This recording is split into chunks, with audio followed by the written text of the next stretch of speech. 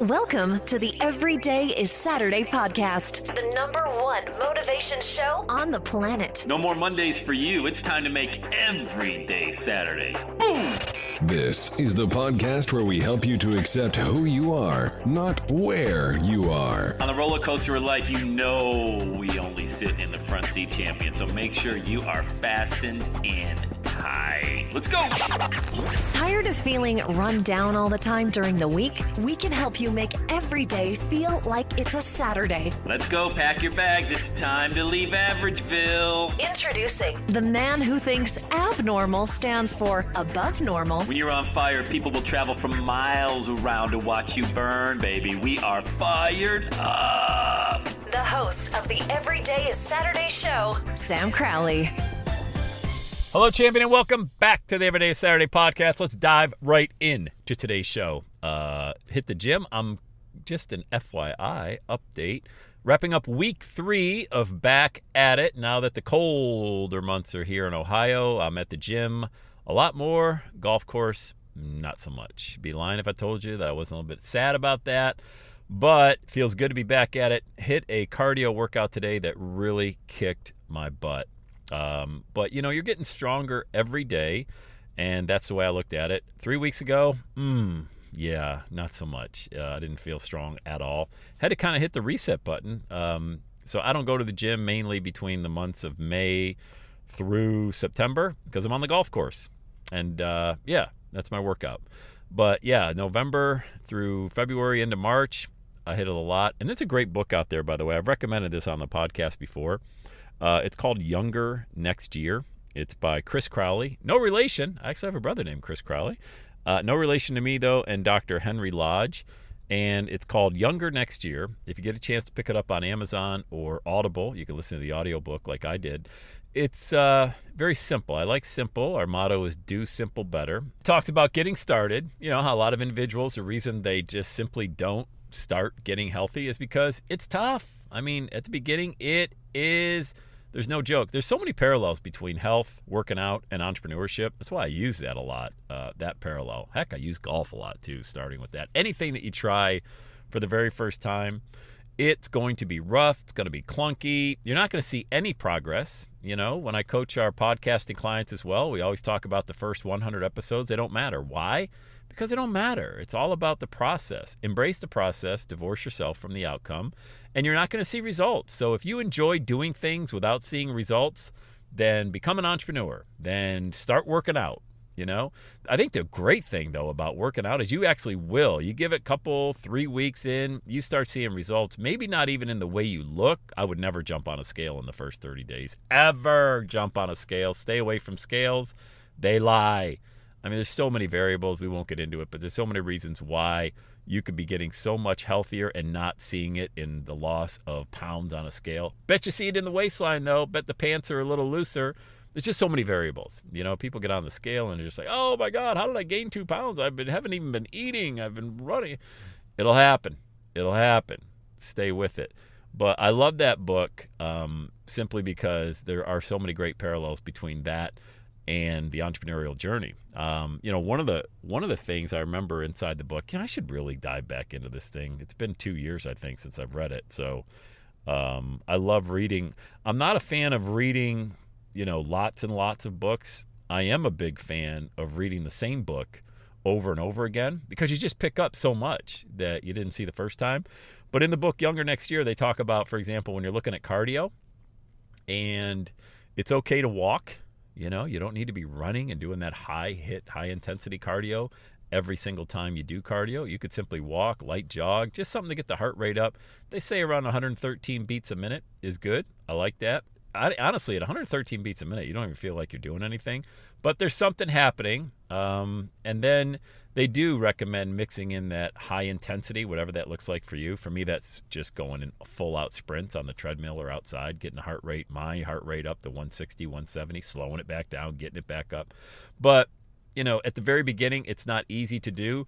But if you're obese, then you need to do it not even if you are obese. I say that because I was obese. You know, 20 years ago, I was obese. You looked at me, you might not think it because I was wearing a suit and tie every day, but trust me when I tell you, I was obese as defined in the medical dictionaries, and I just felt terrible. But getting started is very difficult. Getting started in the entrepreneurial journey, let's segue over to that. Very difficult. But hey, here's the great news. If you're a beginner or you're somebody that just got started on your entrepreneurial journey, people are rooting for you. And that doesn't happen as you ascend, and get better and better and start climbing up that mountaintop. What happens when people get to the top? What do we like to do as a society? We like to cut them back down, whether it's our favorite athlete or a politician who came from nowhere and now rises to the top. What do we want to do? We want to go find scandals on that individual and tear that person down. Happens in sports a lot as well. And then we cheer them back on after we've torn them back down. But in the entrepreneurial journey, when you're getting started, people are rooting for you. They're cheering you on. We love the underdog, especially here in America. We love to cheer for people who don't have anything going and they're creating momentum. That's why it's so important to share that. As you're creating content, no matter what you're doing in business, you're creating some form of content. You're sharing that with people. I would absolutely share the beginning of your journey, have people cheering you on. Just share with them what you're learning, about the process. What is it that, your eyes are being open to and now you're getting better at it? I mean, let's flip back to exercise, for example. If you were somebody that was really overweight and out of shape and you put out there online, whether it's Facebook or your favorite social media platform, YouTube, something like that, even a podcast, say, hey, let's go work with me here. Come along on the journey. Observe what I'm doing. I'm not going to do everything perfect. There's no such thing, by the way. Not going to do a lot of the right things, but I'm going to get better every day. Like, that's what my goal is, to get better every day. You'd build a great following just doing that. But the thing is, I don't want to tell anybody where I'm at. Well, why not, though? That fear of being judged, man, that's going to hold a lot of people back. And you're going to look back. Nobody was ever watching. Nobody cared. People are way too consumed with their own life, all right? They don't really care. They might take a peek here and there at what you got going on. But the people that are really going to be interested are those ones that are rooting you on. That's your market, the people that are engaged, not somebody that, and here's the thing. A lot of people consume with negative comments about what somebody will say. So it's going to happen anyway. If it happens early on, you're better for it, by the way. I haven't experienced a lot of that. Of course, they have an arrow thrown here or there, but that's not anything I've done. That's the individual who posted it or sent it or said it. That's on them. They look in the mirror every day and they hate what they see. I can't control that. That's something they got to deal with in their own life. So don't project that onto yourself. You get negative. I would love that if my clients got negative comments out of the gate. I think that's great. It really teaches you how to deal with that stuff.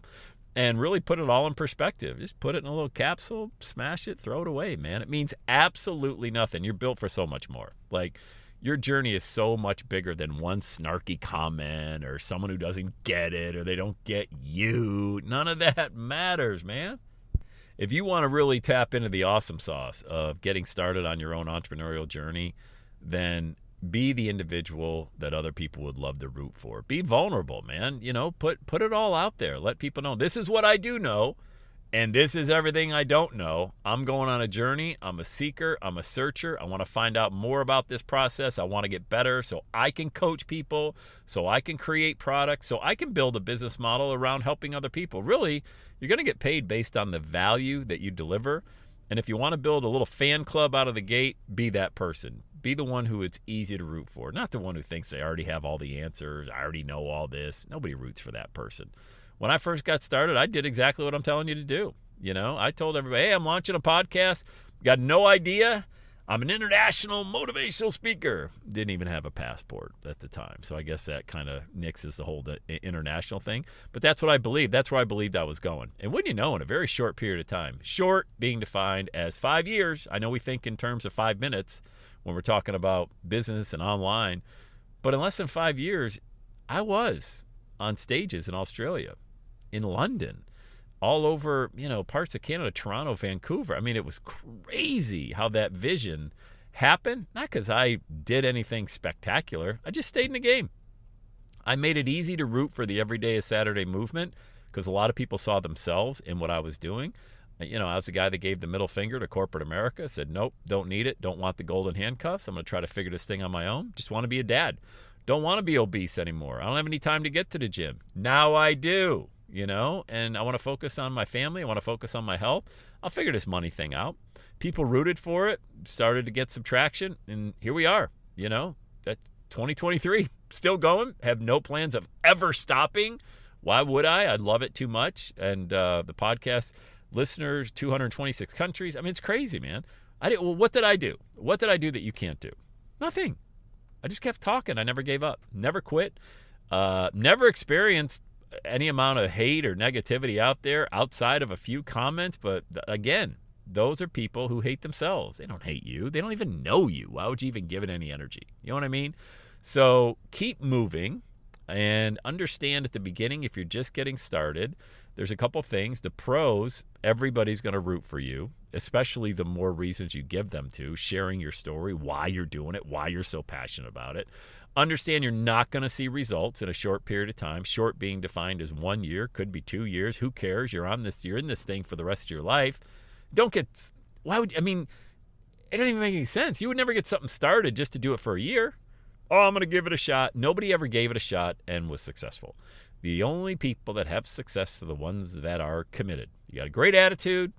You got a great commitment. You will see great results. All right. So I hope today's podcast helped you out a little bit. I hope it planted a seed in good soil. Share it with somebody, all right, that needs to hear it.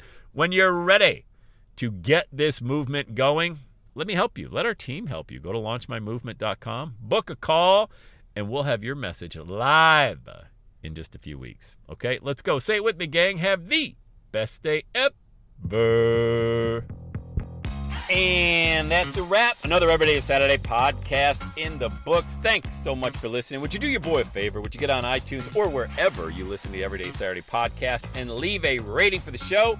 It helps amazing people like you find the show faster. And that's what I'm looking for, amazing people like you. Hey, I'm always hanging out on the interwebs. You can check me out on Instagram at EverydayIsSaturday. Let me know you're listening to the show. Love hearing from fans of the Everyday Saturday podcast. And one last thing, when you're ready to launch, get on my calendar, go to launchwithsam.com. You and I are going to work together to set rocket fuel to your dream. Are you ready?